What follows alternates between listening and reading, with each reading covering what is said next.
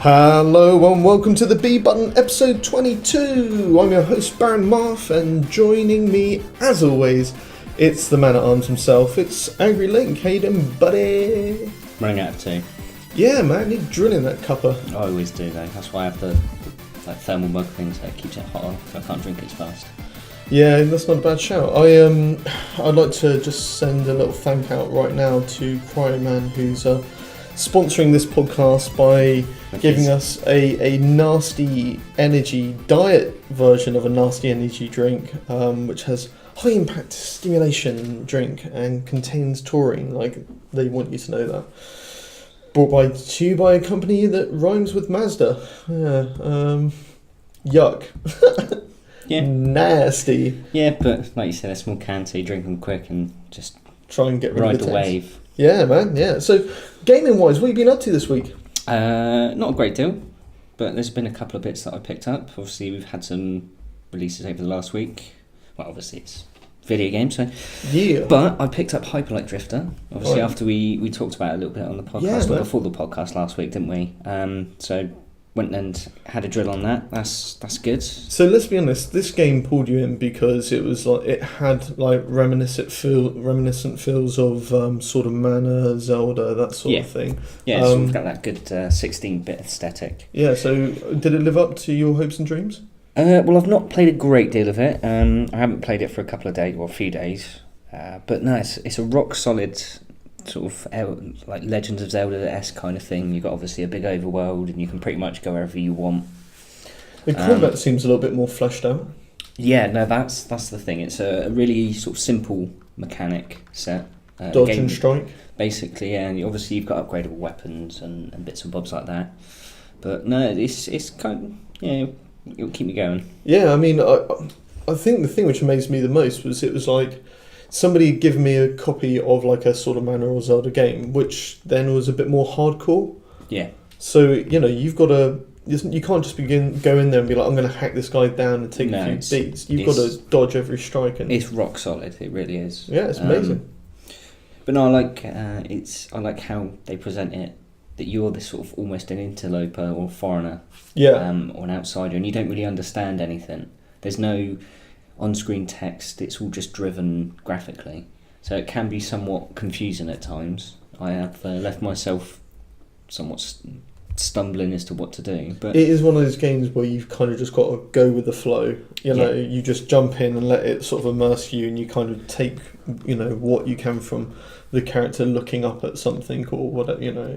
But yeah, I mean, I've really enjoyed it, what I played of it. Yeah, no, I think it's going to be good because it's one of those games that you'll still continue to find more and more stuff inside it. And I think there's going to be loads of little hidden secrets and things that you'll eventually work out.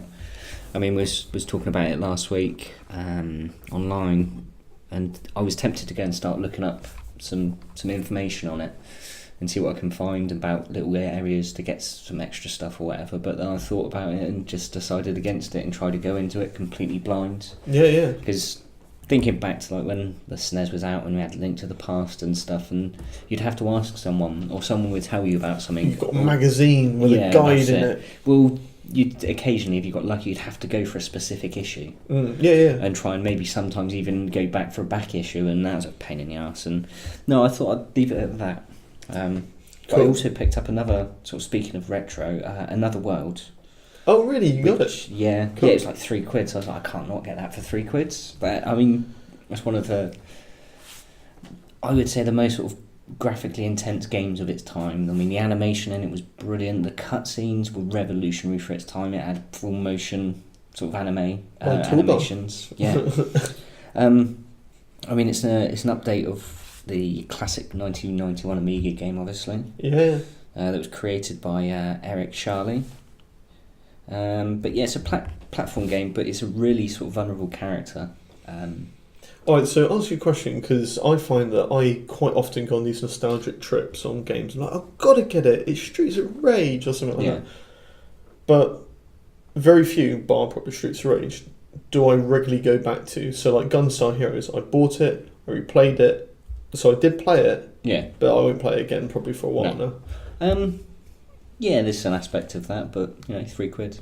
Who cares? Yeah. It's £3. So if it wasn't on sale and it was like a tenner, I'd have scoffed at that and told them to suck my balls. Yeah. But no, I thought it was worth the punt. I still haven't really got much into it. I just sort of started it up and played through the first couple of bits. I'd be interested to see how far you play through that. Well, I'm tempted to go all the way. Yeah, hit it, man, do it. But now I can actually save it and not have to worry about remembering where I put the bit of paper for the code. Yeah. Where I can go back to it. But no, it's been obviously ported to loads and loads of stuff. Yeah, no doubt. I mean, it's been pretty much on like every console at some point. Yeah, man. I mean, they've recently just obviously updated it to run on modern systems, and it's now out on Android and iOS as well as obviously PS4 and Xbox. So it's good that they've really got for it. Yeah, cool. I mean, if people haven't played it, play it. It's a solid storyline. Yeah, cool. It's definitely worth a go through if you haven't done it. Just So you've been hitting much else? Not really. It's been covering other people at work this week. Oh, God. Holidays to cover and shit like that. Come on now, we got a podcast to do. We don't need to be covering people at work. So yeah, it's been obviously a few evenings where I couldn't be bothered to play any video games. Yeah, good on you. But no, it's just picked up a few new books as well recently. Obviously got into a couple of the anime in a big way, so I sort of picked up a few of the light novels. Tempted to maybe go for a few of the manga as well. Cool. Yeah, it's just one of those, trying to find things that aren't going to stress me out.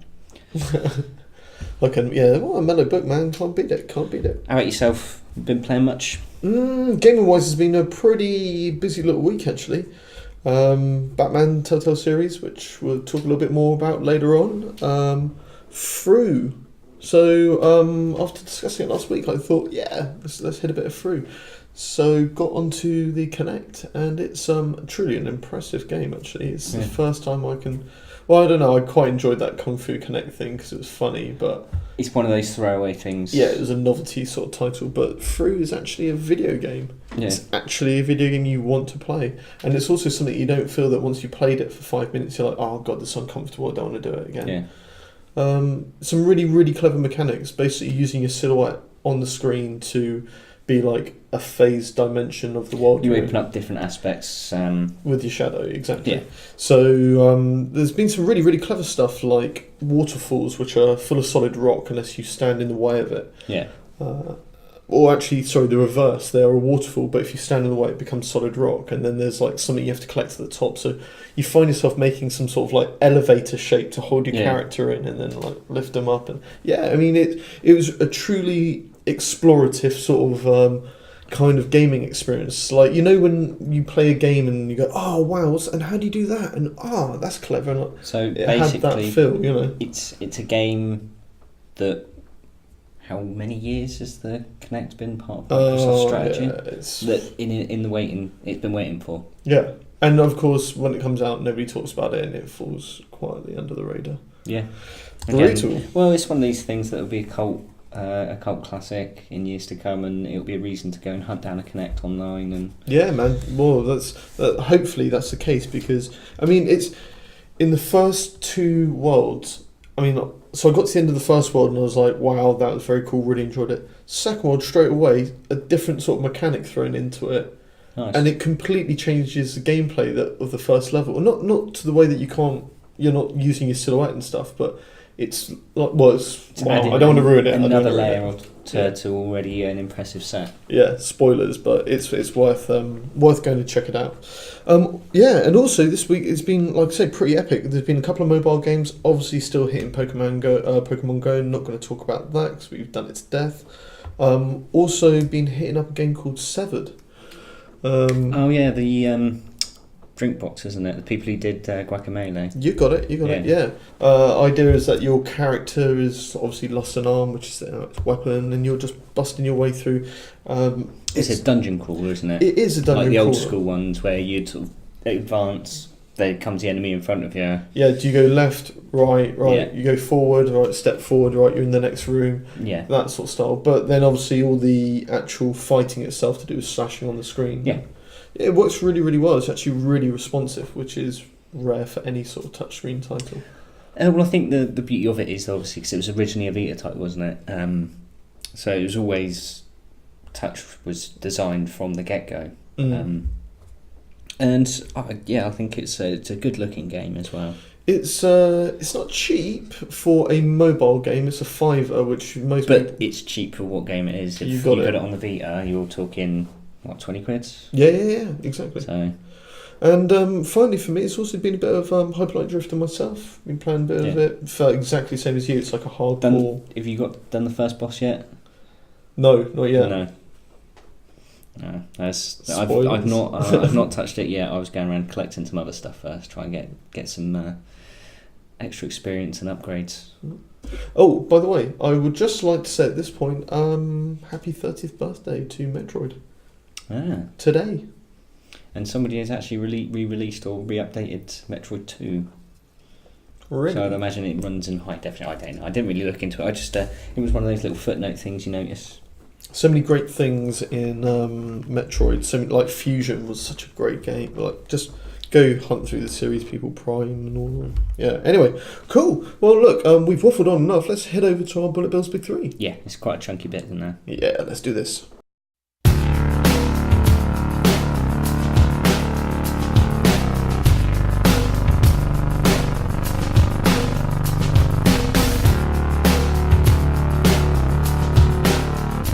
Bullet Bills Big 3, baby, yeah!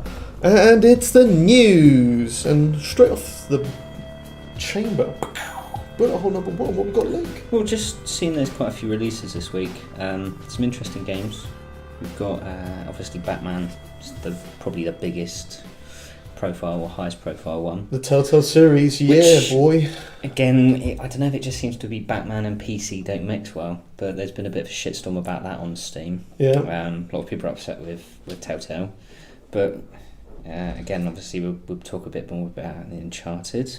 But we've got the Dead Island Retro Revenge has actually seen its standalone release. So this is towards the Sunday or Monday. So this was the one which was added in as a little bundle bonus into the re-releases, the high def or whatever remasters of the Dead Island games. So that released obviously earlier in the week. We've got Tricky Town from the PS4.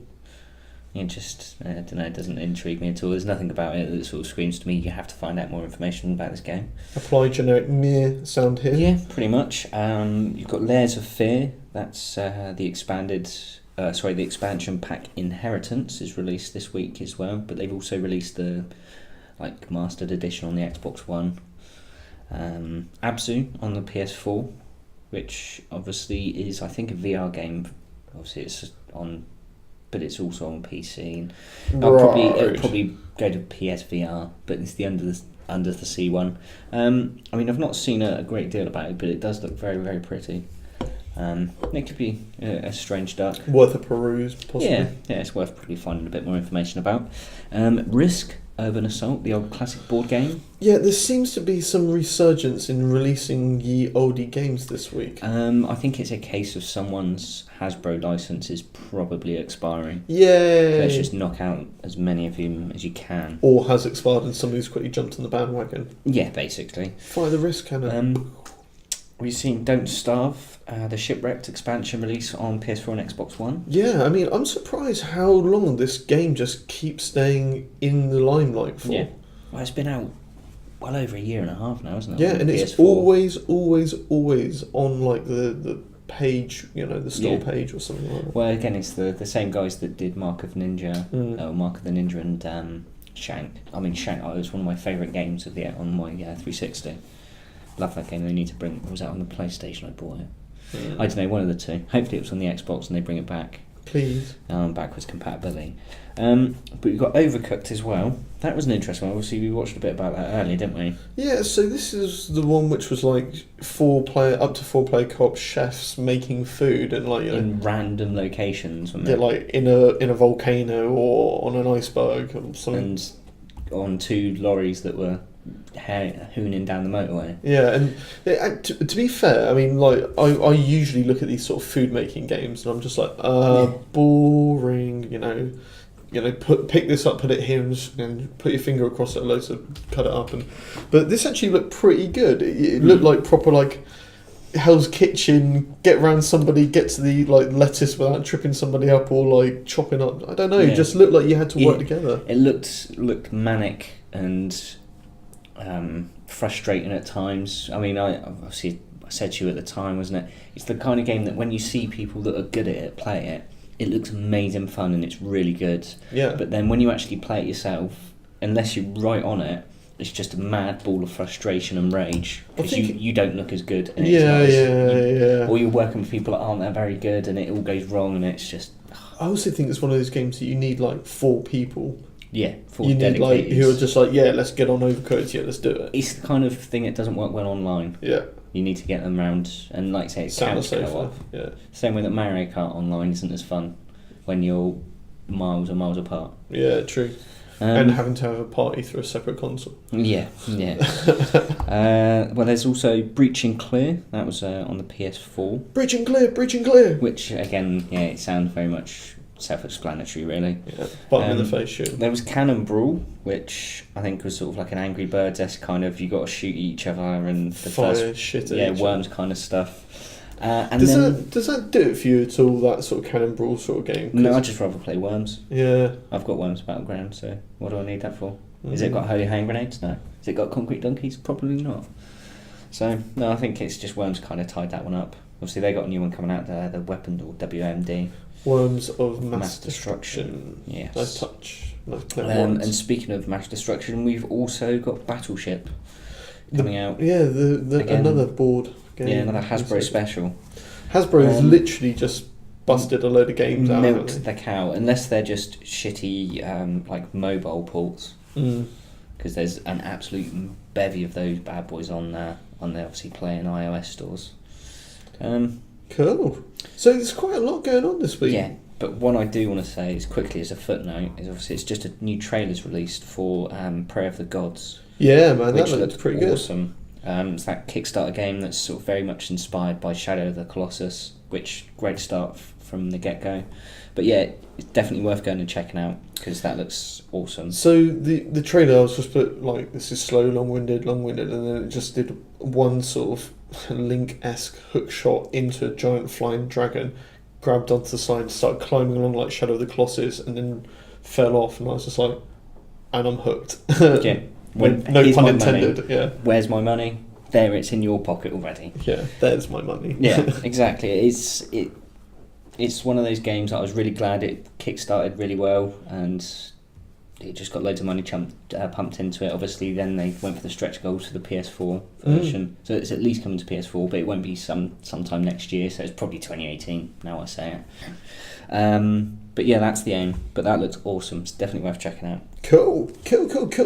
Right, so for our second bullet hole this week, Sega.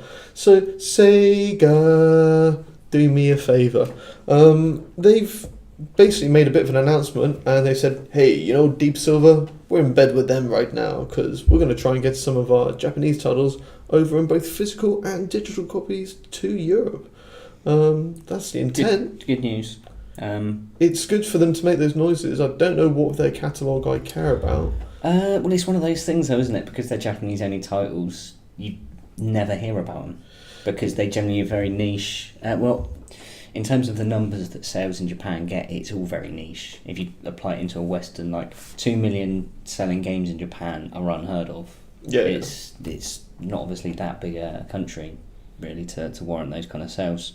But no, I think it's intriguing. I think where you've got the P Cube, the ones that are bringing out a variety of Japanese imports westward.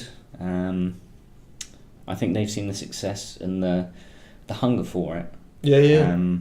So yeah, it's good news, and we can actually get these games and understand them. Yeah. And not take 3 days to fucking work through some menus. And it's good to know that it's in the hands of a developer who, a publisher who, let's be honest, gets a game to work and make sure that when it's out there, it's a suitable product. I mean, let's be honest, Saints Row was never a pig, and nor was anything like Dead Rising. Dead Rising started out as a bit of a mare. didn't it? And kind of they worked at it and fixed it a bit more. I think it was just a bit broken before and no real repair. I think Dead Rising's not a great engine in itself. Dead Island, sorry. Sorry, Dead Island, you're right. Dead Island is not a great engine in itself. But yeah, I think, obviously Techland, they reiterated it for Dying Light. Yeah. And that's generally, I think, a lot smoother and a lot better, isn't it? Yeah. But no, it's good. It's good to see, really. Do you think Sega really still have a presence over here anymore? They obviously they themselves have said it over the past sort of few weeks that they have dropped the ball. They come out last year and said, "Yeah, sorry guys, we know a lot of our games just a bit crap. We're working on that. We appreciate we should put more quality and effort into these, especially the Western releases. I don't know what the state of affairs is in Japan.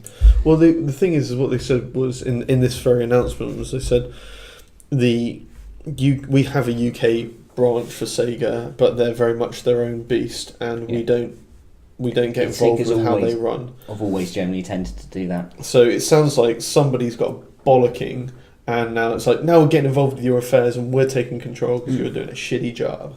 Well, I think the only real notable sort of Japanese game that's coming to Europe is Yakuza 0, which is a travesty because they, I think, would be massively popular games. Because again, there's a lot of people that play Shenmue, and that's where a lot of the hard work and the design was already done for them. So there's a lot of aspects of that in Yakuza. Yeah. But I don't know. I'm looking forward to hopefully some random bizarre Sega games that we'll be hearing that will be published. Because wasn't it there was one announced that we'll be releasing, but there was no firm day. Yeah. And that was, what was it? Seventh Dragon, the Third Code BFD. That's the one. And again, I think I should have underlined bits and made sure that I actually pronounced that properly and that was in the right order, because it just doesn't sound like any sort of semblant of any kind of game. Yeah, no, it's just random numbers and letters combinations put together. Well, I'm looking forward to seeing a lot more of that with this with Sega getting their act together. I like the fact they've actually committed some physical releases as well. Yeah, well, there's special editions, isn't it? Because there's going to be a lot of, I'd imagine there'll be some anime or various other manga games that the Sega have done. I'm sure there's loads of stuff that we'll find and it'll be like, oh, this is awesome. Yeah. So then you'll have the inevitable special and deluxe editions where there's the crappy, cheap figurine. Unlike the Galgun special editions, which are like... what, with the Mr. Happy screen cleaner? Yeah, which is, just for the avoidance of doubt, what is it? It's a pair of pants. That's knickers. Right, yeah, a pair of knickers, yeah, okay. But unlike the vending machines, I doubt that they're used. Thank God. Moving on to our third bullet hole for this week is... this is like a sledgehammer, this one, isn't it? Well, I've entitled this, How Cash Division Plan to Take More of My Goddamn Money. Yeah. I generally can avoid Activision releases because, it's Activision and they're easy to do. But Destiny is like one of those that I've kind of committed a fair chunk of money to it, and what's another sort of 25 quid, 30 quid. That's what they like to say. Yeah, Game Informer have obviously got the cover story this month, and it's the big Rise of Iron update. Yeah. So there's a lot of new details have dropped, some new screenshots. But yeah, so obviously the inevitable new raid, which is called Wrath of the Machine. So I assume that's Vex, or something to do with that bollocks. The light level's going up. It'll be max 385, but that will move up to 400 once the hard mode's released. 400. 400. We have got 8 new artifacts. Obviously, these things that were just completely pointless. They've brought them in and tried to actually make them worthwhile. Right. Okay. So when I'm carrying around like a wristwatch and I don't know why, it's actually got some reason now. Well, they'll be have special abilities that offer certain buffs. Obviously, each one, there's 8 new ones, and each one represents one of the characters based around this Rise of Iron update. Obviously, for example, one offers the option to convert enemy units with a melee attack, so you'll obviously have them on your side for a little bit. There's another one that eliminates your super but gives you extra grenades and melee attacks, and I think there was a sniper one as well.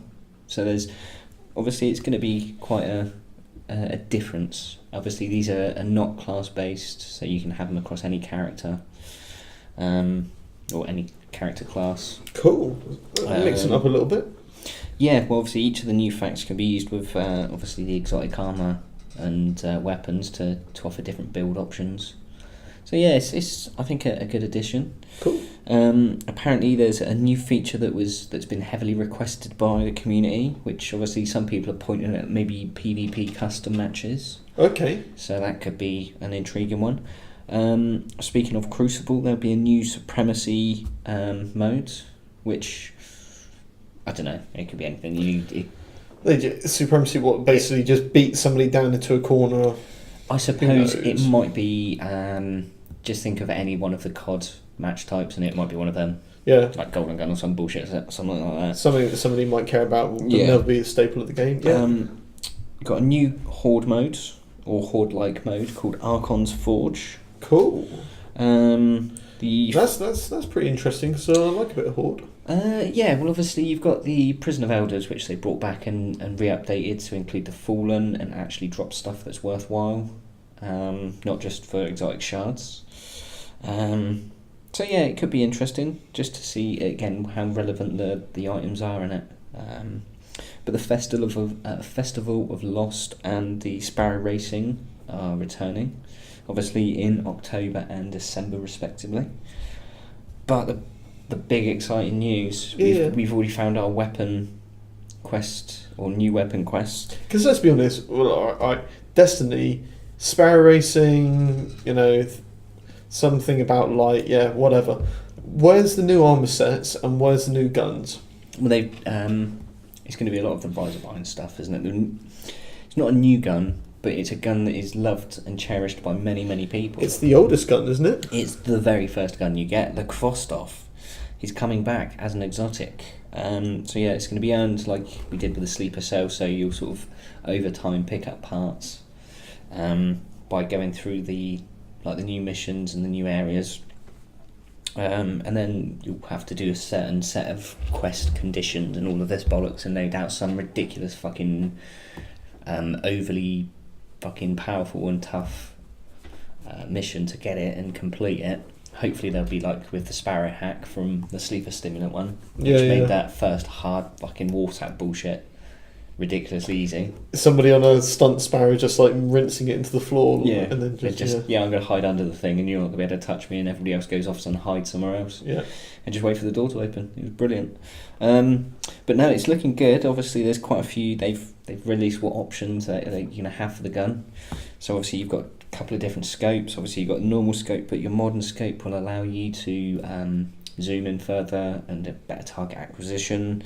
You've got different firing modes, so it could be an auto fire, burst fire. Customizable. And it's semi-auto, so you could essentially turn it into a scout rifle. Sweet. So obviously you've got frame mods, so you've got hammer forged, which obviously will help range and accuracy. The rifle barrel, which is obviously range and a slower reload. And then you've got your braced frame, which obviously everyone knows is everybody loves a bit of braced frame. Yeah, obviously the smaller magazine and stability, but then if you're on semi-auto mode, you don't need as many bullets. But you've got the extras, so you can do an extended mag to negate stuff. This has caught your interest, hasn't it? It has, yeah. Obviously you've got your counterbalance and rangefinder. You can change the rate of fire to 450 or to 900, so you've got obviously a range or stability one bonuses. That's a nice touch. Yeah. And there's a new little intriguing thing is ornaments.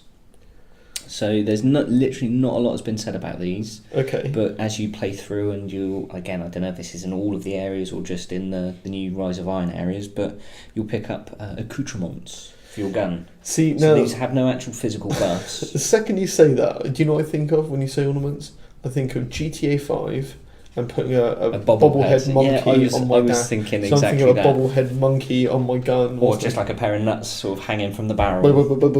Amazing.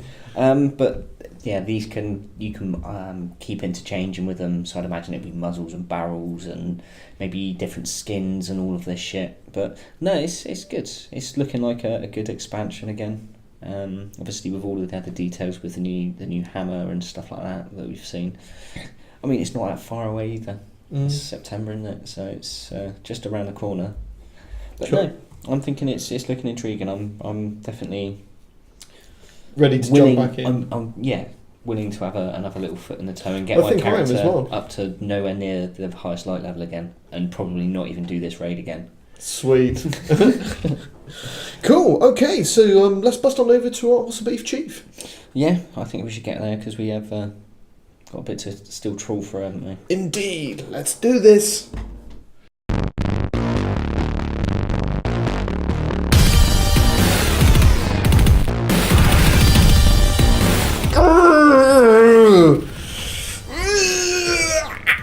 Sorry about that. So, what's the beef, Chief? What's going on? Well, let me tell you what's going on. I want to know what the fuck is going on with the Wii U. Where did it all go wrong? Reggie! I mean, damn, that console has bummed massively. Well, it's one of those though, isn't it? It's only 7 million or so units behind the Xbox One, which is seen as the strong second. Well, so it's not that far behind, but I think it's just mercy buys and where they're cheap and stuff like that, and you see them in bundles. I mean... And then they release Mario Kart. So they've done 13 million units to date. Xbox are at 20, Sony are at 40. But it's still third place. Oh, yeah. And it's not impressive in anywhere near compared to what happened to the Wii itself. But so the reason why this has come up is because Reggie's come back to the limelight. Good old Reggie Fils-Aimé and gone, hey! I think it's almost a bit of a scapegoat. It's just like, he's a big guy, he can handle those big old broad shoulders. I mean, they started putting him in stuff to try and make people love him, because when he first sort of came to stage, I'm pretty much sure that everybody looked at Reggie and just went, nope, this is faceless corporate Nintendo. Yeah. So they've wheeled him out to take a beating yet again. He's a big guy, he can take it. And he's basically been talking about what went wrong with the Wii U. To quote Reggie, he said, "We missed the opportunity to be clear on the concept." No shit, Reggie, and also the concept was shit. You didn't really think what we wanted as gamers. You just tried doing something novel again. I think it was one of those, they didn't understand where they were trying to go with it. Like, essentially there was that sort of tablet, and everyone uses tablets now, so they completely understand, and they're quite happy to sit there with a tablet in front of a telly. Yeah. Because, I mean, let's face it, most people fucking consuming media at an alarming rate, and you're watching a film, unless you've paid for it and you're sat there in the cinema and you can't watch it again, you'll quite happily sit there fucking flicking through your Twitter feed or Facebook and playing some idle game whilst you're still watching the Avengers.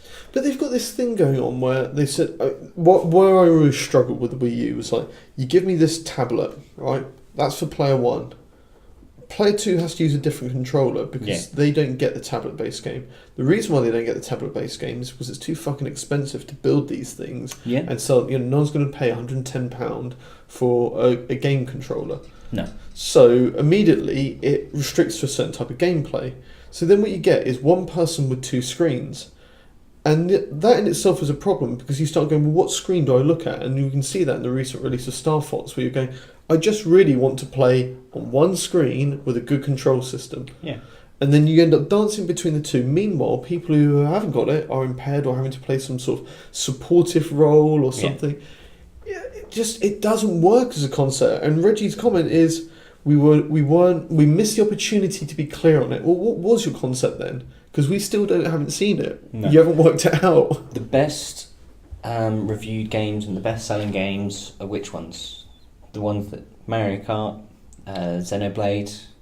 These are games that just use a traditional controller setup. Smash Brothers, stuff like that. That don't need this second screen dubbins. Well, this is the thing is, funnily enough, one of the things that Reggie actually said was, although he recognised that he's damaged sales for the company, not he, that's unfair. No, sorry, what Reggie said was, although as a company they recognise that they damaged their sales and didn't necessarily deliver quite what they wanted to, he did sort of wave a flag and kind of say, yeah, but the games that people love brilliant. That we release, the fans get the highest ratings. So like your Mario Karts and your Smash Brothers, do smash their sales, and they do really well and are very solid games. So Nintendo still have that golden touch. There's still that Nintendo seal of quality. Remember the little gold star? Yeah. That's the one you look for every time. Yeah. I mean, let's not beat around the bush. The biggest problem it's faced is lack of games. Yeah. I mean, Ubisoft, 2 years ago, I think it was just like, Just Dance, that'll do. Yeah. I mean, they started off so well with Zombie U. Yeah. I mean, the idea was good. It was one of the great games. Brilliant. But again, like the same with Red Steel.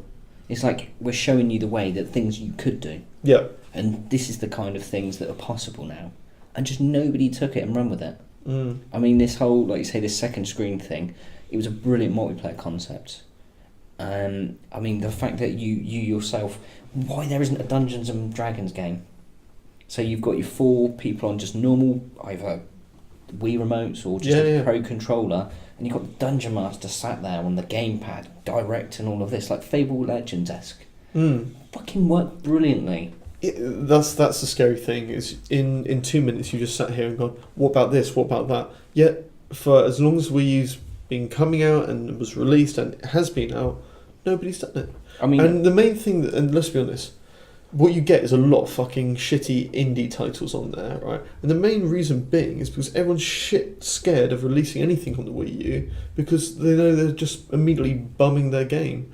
I mean, Nintendo, no doubt, would have put down a very large, like, hey guys, we love you, to get the likes of Bayonetta as an exclusive on the console, or Bayonetta 2, I should say. But, it's a dying console, and developers look at it like that and go, nah. Yeah, we've got to pump X amount of dollars into this resource. Especially considering it's a shitty powered console, so therefore, I can't just port like you can from a PlayStation to an Xbox. It depends which, obviously, if you're using something like Unity, you can fucking release on every possible thing, and you aim for the lowest common denominator and develop for that and go up. But that's the problem. People don't want to develop for the Wii U and have shit games on the Xbox and PS4. I was going to say, because I don't think the line about the sales aren't high enough. If it was still only under like 5-10 million or 7-10 million, then you could kind of understand it. But it's like, say, 14 million, and you can still get a good 3 million, and it's just people have to be a bit more creative. I mean, there is no third-party support at all whatsoever. No. Like you say, it's a lot of independent developers that are releasing their games because they're like, we did alright on the other 2 consoles and Steam, so we've got enough money, we'll chuck it out there, see if we can earn a bit more. But do you know what was really scary? Was that just before we started recording, I know you wanted to have a quick look at it wasn't I want to have a quick look. There was a misfire on your internet browsing, and you accidentally hit Nintendo section the Wii U releases, of a website, to see what was coming out. And what did you find? Well, the last game that was released in the UK, there may have been stuff that come out in America, I didn't actually see that, was the 12th of July, so that was 3 weeks ago. The next game that's coming out isn't until the end of September. So and before the July one, what did it say? Well, I think it just fucked up a bit because it was the end of the second quarter, but it said it just went into quarterly, like it was the second quarter. But then you went a bit further up and you found that it was like end of June. Which game was released this quarter? But it seemed like the busiest period that the Wii had was through the summer, which is generally one of the worst times to release games because any time that this fucking last few weeks has been a bad time to release games because everyone's out playing fucking Pokemon Go. Yeah. But no, it's just a lack of games. I mean, a point I made earlier, like, nobody really buys a Nintendo console to play everybody else's games because it will be on the PlayStation 4 and it'll be better, it'll look better, it'll run better. Yeah. So you got the network support. Xbox is the same. You same. can be in a party with people. Exactly. So you're not going to buy it for third-party games that are multi-platform. You're going to get the occasional Zombie U kind of game, this real exceptional thing that just uses it in a really wonderful, creative way. Or something like that, yeah. Yeah, but there's just been no support from Nintendo. I mean, yes, there's with the Virtual Console, and I suppose that must keep them chugging along. But they need to get more of them out if they're going to start getting. You can't live on nostalgia. I mean, Nintendo have done very well for a long time, but it is starting to get to a point now where it's like, guys, you've got to come up with something else. And things like Mario Maker are examples of that, I guess. Yeah. I mean, they've not... I just don't think that they've supported it enough. I mean, even with the Amiibo shit. Yeah. Like, it's a really great idea. And again, I'm sure it will continue to carry on with, because an NFC label costs fuck all. It's a really easy thing to implement into any console nowadays. Do you know what? For me, I guess my penultimate thought is the fact that the first thing they advertised to me was somebody picking up the tablet, putting it down on the ground, and it being a golf ball sat there. And then you had the nunchucker controller, you stood over the top of the tablet and tried swinging the ball and hitting it. I don't know if they ever did that or not, no. But I've never seen anything innovative with this controller, which I've really thought, that's amazing and works brilliantly. And if you can't take your physical hardware and in one instance show something which you think, I couldn't have this gaming experience without this setup. Unit, then you failed, and I think they failed. So, for me, I think it's a raw fuck up. Yeah, I mean, it is literally... The biggest problem was the lack of games, because I don't think the power issue's that much of a big deal. No, For the third-party thing, it is. But if you look at things like Mario Kart, it looks phenomenal and runs beautifully. Like I say, it's one of those... I don't know if it's Nintendo's toolset, which they release to third parties, or to the SDK... And they just keep a little hidden back for themselves sort of thing. But yeah, I mean, Zelda, Breath of Fire looks fucking phenomenal. Yeah. It looks like a Ghibli cartoon. Yeah. It's again, lack of support. I think they've not been clear in their message. Reggie has been spot on. Their games that they've released have been pretty fucking good. Even stuff like Toad's Treasure Tracker. Solid game. Yeah, but it's a downloadable title. It's something that you want to pay 15-20 quid for. Not 40. They are unrealistic with their pricing as well, I think Nintendo have really got a good opportunity to turn this round. They're trying to look at the Windows Store and the Apple Store and the Google Play Store with the NX. I think they really need to get their whole operating system working on a real tight, so you can have those five quid Nintendo games. But do you know what? For me, it's really simple. Just get us. I'm fed up of if I go to the game store on the Xbox, I just go to the game store. If I do it on Nintendo, it's like, what update have I got? And then it takes ages to load a very shitty, uninteractive system, which it's just like get shit together. How is it taking so long? Yeah, exactly that. So they really need to lock it down. I think. From what we read about the specs that are proposed, I think it's powerful enough. If it's anywhere around they should be aiming for sort of PS4-esque graphics. Yeah. They really should, because come next year, you're going to have the new Xbox out next Christmas. You're going to have the new PlayStation obviously will be out by then as well. Well, I mean, so I guess one of the final positive notes for us to leave on this beef is the fact that in the same announcement, Reggie was saying, that they will not be making the same mistake with the NX that they did with the Wii U. They're going to make sure they've got some games available in their time. And they said within 6 months, so this was a quote, so they can be held to it. So when they don't do it, which they won't, I will be here beefing over this shit, is that within 6 months there will be a Pokemon game and a Mario game on the NX to support the release of Breath of the Wild. Yeah, which is what you don't want them all at once. No, within 6 months. I know we talked about what a release window is in our last episode, but 6 months is okay. That's acceptable, as in. Well, that's like you say, it's a gaming period. That's just the beginning of summer. Obviously, March is the muted or worldwide release of it, so it'll be out by March. That's Zelda. Mario in the summer, or Pokemon, if it's a truly, like you said, they're using Pokemon Go's example and how willing people are to get out there. Pokemon releases in the summer, and then September, just before Christmas. Why, mate? Here comes Mario. Here comes Mario, ready for the Christmas sales. Do you know what? I'm always apprehensive when they say a Pokemon game or a Mario game, because what they will probably be like Gem Battler or some shit like that, or card trading game. I think if that is the case, get them, boys. I don't think it'll only be the investors that are ready to string Nintendo up. I think this is potentially their last hurrah and last chance with a lot of people.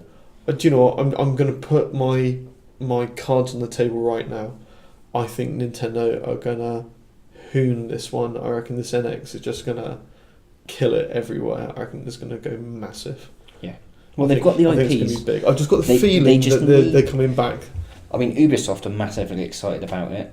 Yeah, but Ubisoft... They always say that about every new console. I was going to say, they're like a yapping puppy. Like, oh, I'm excited about that. Yeah, great Ubisoft. All right, back to your basket. Off you go. Yeah, I think it's just old Eves has got a lot of affinity for Nintendo. He loves the kind of games that they make. He loves the kind of money they make. Yeah. Cool. Okay, so let's wrap this bad boy up. We're going to shift on over to our Uncharted territory, I think. Yes, before we stray too far from this one. Let's go.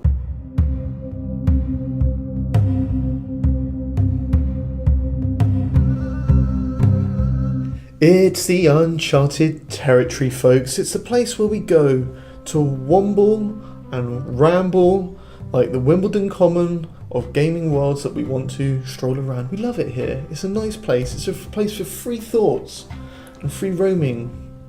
And realms of shadows. Indeed. Nice segue. So, what are we hitting on our Uncharted territory this week, Link? Well, we've been had a little play on the Batman before. New Telltale release, obviously, this week. So you wanted to bust that out and give us a little look-see. Yeah.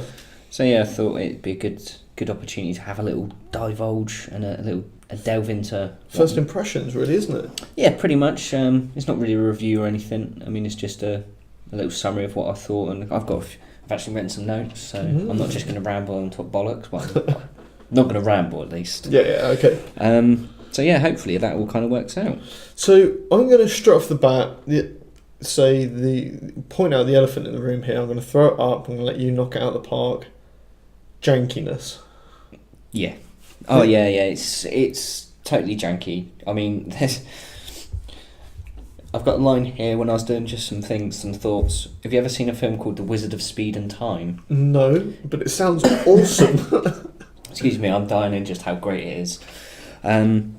It's an old film from the 80s that was a brilliant masterstroke in live action not motion capture. Oh God, you know when you're doing fucking frame by frame. Yeah, that's it. Motion animation. Yeah. And it's just about this guy called the Wizard of Speed and Time. It was just a little short film that he made. Yeah. Where he's fucking zooming around Hollywood and stuff like that and catching women. Is fucking brilliant. Right. It's really cheesy. The whole film is terrible. Right. But it just looks unbelievable. So why is it Batman-like? Well, no, it just reminded me of how Batman was moving in certain parts. Right. It's got that sort of real... You know that it's frame by frame. There's no smoothness to it at all. So I think there's... I think it's stop motion capture. Stop motion animation, that's the one. So I was thinking motion capture. The thing which kind of got to me with this was, so Batman's a really, really important storyline, and to do it justice, you have to walk the canon, but put your own slant on it by either telling a story from a different angle, maybe a different type of animation, or a darker side, or a lighter side, or a different time frame, but you have to hold canon correctly, right? And the purpose of that, for Batman, is you get completely submersed into the Batman experience, and it's the whole sort of like, this guy is so fucking cool, you enjoy all the elements of it.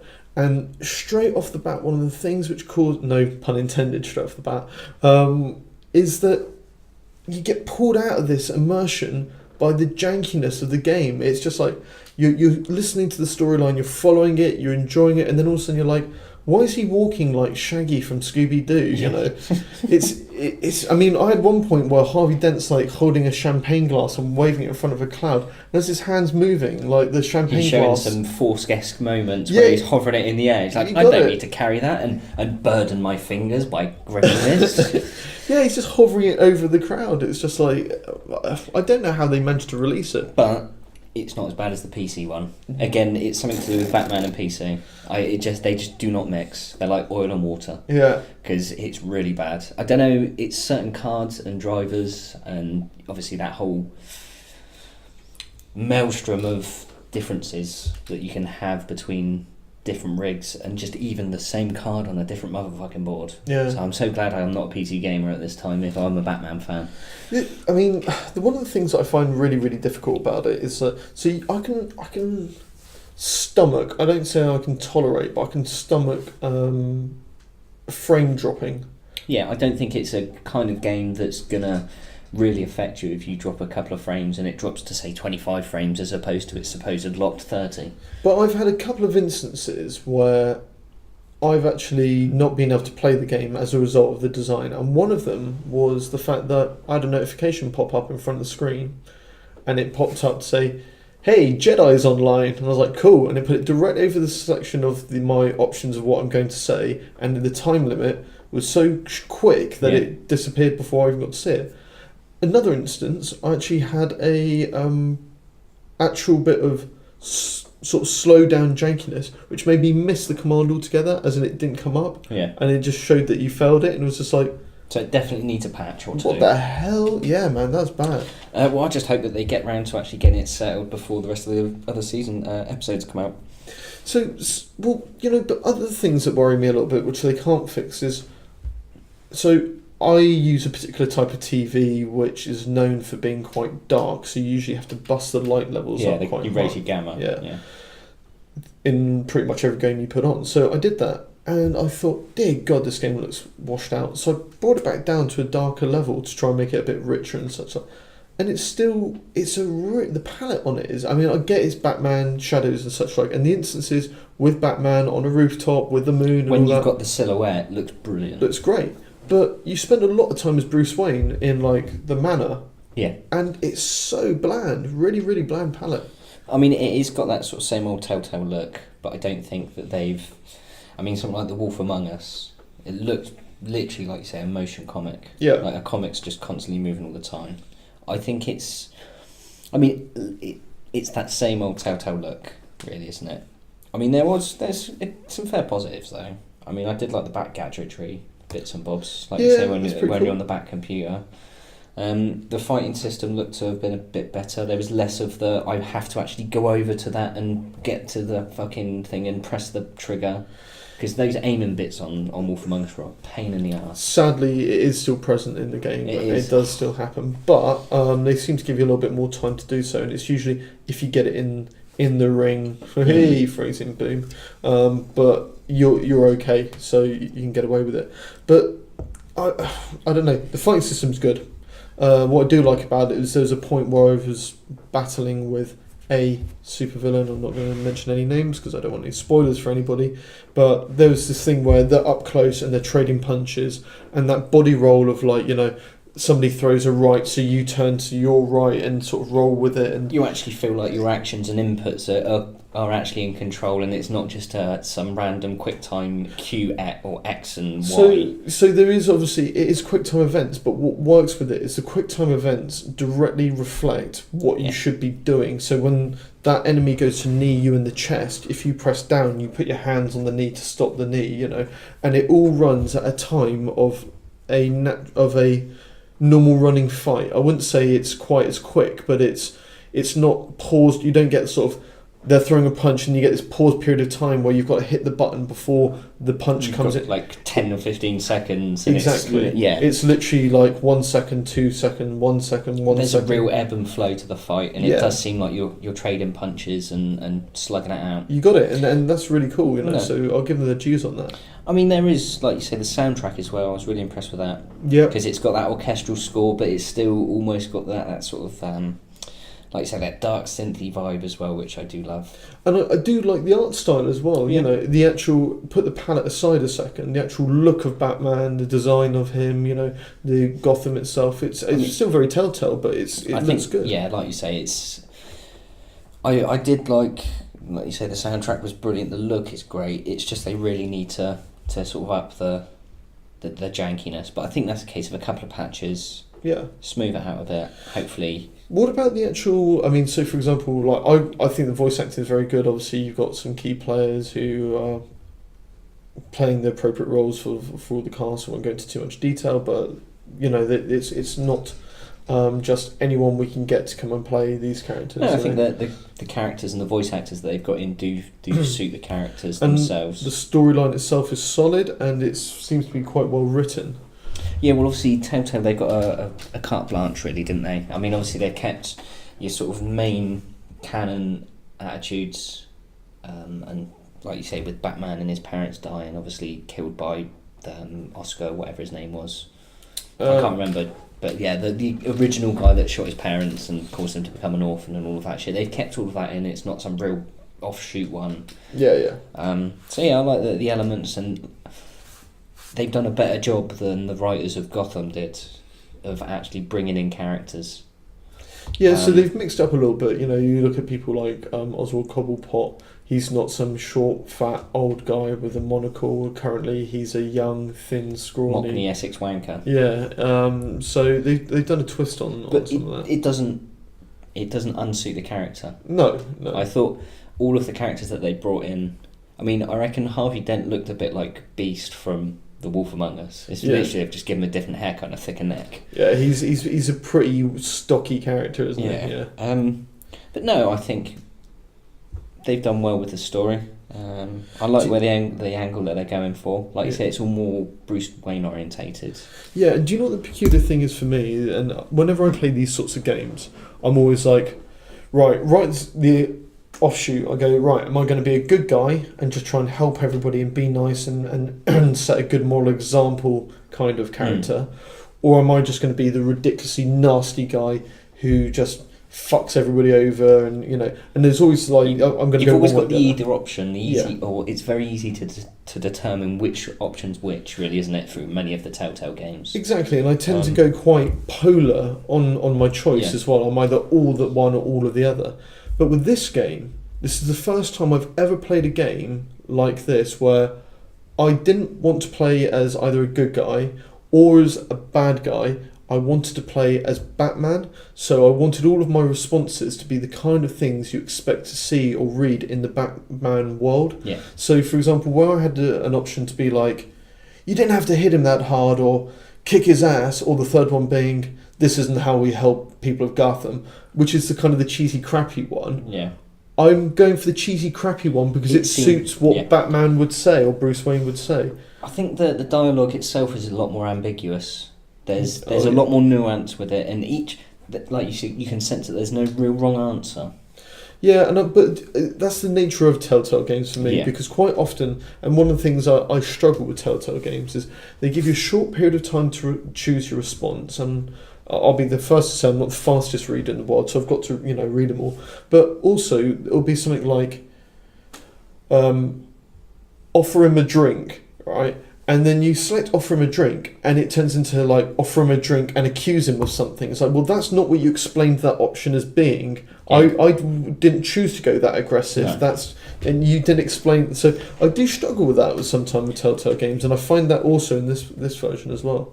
I mean, I like these elements, but whereas in The Walking Dead, it really did have an effect, and when it went on to season 2 and it will continue into season 3, it will continue to have an effect. And they've said that this will have, one of the opening statements in the game is that it will have massive effects to the end of the game as to how you act. And one of the things I found a little bit frustrating, kind of I alluded to in the previous point, was you and I just sat there and watched a bit of it before the recording, and I had an option to put some pressure on a guy's arm to put him in pain to get him to talk.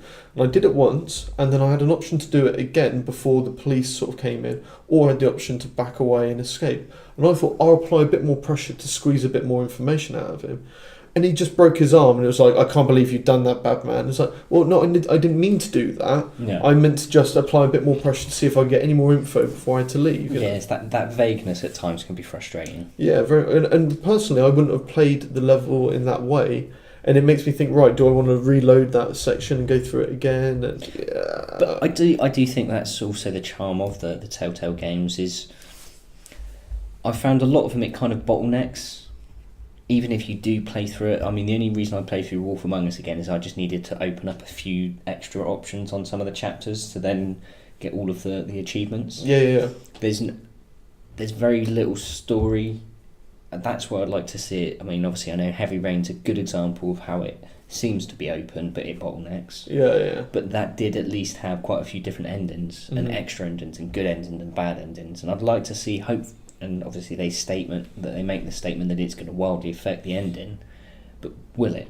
Yeah. It'll just be a case of, it's this guy I'm fighting, or this guy that's helping me out. Exactly. And I've sided with this guy as opposed to this guy. But the initial, that win state, if you will, is always the same. Yeah, exactly. I hope they avoid that. Yeah, it's that thing in a game where you get to the end and then instead of you still have the same speech in front of the crowd, but instead one of them looks at you and looks disappointed, or another one smiles at you, and depending on what who gives a shit about that? That's not a diverse ending, So I'm very much the same. I want it to be one ending is, because I'm going to play as Batman, or as in how Batman would respond in all these situations, i.e. he wouldn't have broken that guy's arm, because I want to play like that all the way through. At the end, I expect a typical Batman ending, i.e. he may lose somebody he cares about, but he soldiers on, or he just saves the day. That's the only options for me in this situation. I mean, the other thing as well, I missed one of my little points. The detective stuff was really cool. I did like that. That's quite interesting. Because it's obviously always been an aspect with the gadgetry and stuff. Obviously, I didn't really fill that out, but I did really like that, how you were building the scene. Like we was watching that one, you were saying that guy, that the build up to that bit.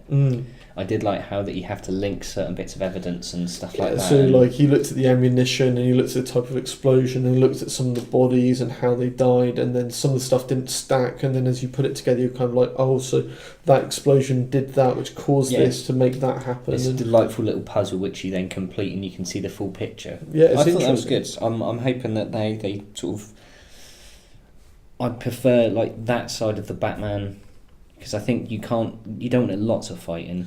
But Batman's a complex character. It's not just a kick-ass guy. It's not just a shadowy, evil, dark sort of character. It's not just a detective. It's not just a Lord of the Manor dealing with his loss. There's many nuances to the character, and to portray Batman in a game like Telltale are trying to do, they're having to cover a lot of ground, because they're having to cover the fight scene. They're having to cover the detective. They're having to cover the communicate, the scenes which happen where, for example, we watched a scene where Catwoman and Batman meet each other out of their uniforms, and it's how they interact with each other, and it's good, man. There's a lot to it, and they've done a lot of covering that ground. Definitely looking forward to seeing how the rest of it pans out. Yeah, cool. But I think that's like you say, we don't want to sort of talk too much about it and let too many cats out of the bag. Yeah, nice. Yeah, I mean, we don't want to spoil too much, but overall, if I looking at it, I just kind of feel like it's at the moment it's a 7 out of 10 because of some of the bugs and issues they got with it. But I can see it being an 8 or a 9 if they get their shit together, because it's looking pretty good. Yeah, I'd have to agree. I mean, what's your final thoughts on it? I liked it, but I wouldn't buy it until the remaining episodes are out and they've ironed out a bit. Yeah, because we're talking 5 episodes. Yeah, so we're probably talking end of the year, maybe early 2017. It'll be out, finished. Yeah. So I did that with all of the Telltale games I bought, because it's one of those, they always leave it on such a great part, and I can't watch television like I used to 10 years ago. Because of Netflix and all of this stuff, and the ability to just binge and just hammer through an entire series. I can't just do that shit anymore. I'd rather just wait. Play the whole thing. And just play it all through in one hit. Yeah, and this is the difficulty we have around episodic release. First world problems. Yeah, and it's 25 quid for the season pass. It's not bad though. Not too bad. I mean, because you've got to obviously cover the DLC license itself. So yeah, exactly. But I think it will be interesting. It's definitely worth one to keep an eye on. Definitely worth a look indeed. Cool. Okay, so there we are, folks, for episode 22 of the Beat Bun. Just want to do a quick shout out to Biggie and his new addiction on Crunchyroll. Thanks to Link. Good work, Link. So there it is, folks. So from the Angry Link, it is farewell and adios. Nice touch from the Baron. I guess I'm out. So I'll be out. Peace.